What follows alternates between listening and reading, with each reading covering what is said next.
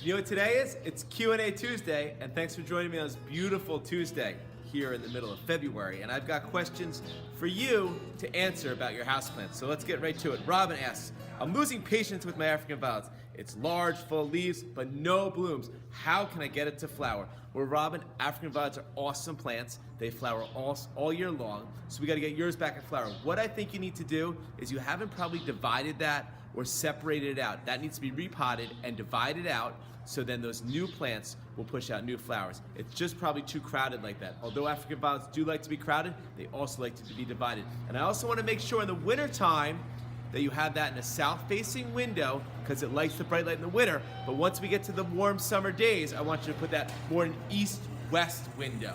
All right, let's go on. Erin asks, the flowers on my begonias were rich and bright with color, but now they are fading. Any suggestions? Well, Robin, I'm not sure exactly what begonia you have, because there's a world of begonias out there.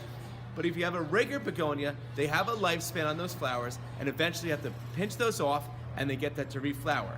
Begonias are long day plants, so in order to get that to reflower, you want to make sure that the days are longer than 12 hours. So you might need to add some supplemental lighting to get that to flower. Or they should reflower in the summertime when the days are longer. Finally, Ron asks me, which flowering houseplants do you recommend for a windowless office? So Ron, you're basically telling me you've got no light in your office. So we've got to find plants for you that like artificial light. So what I recommend this is called an Aglaonema, or also known as a Chinese evergreen, great low light houseplant. Neanthe palm, another really good plant that doesn't need a ton of light. And then finally, a calathea. Just so you know, with these plants, they are low light plants, so they still do need light.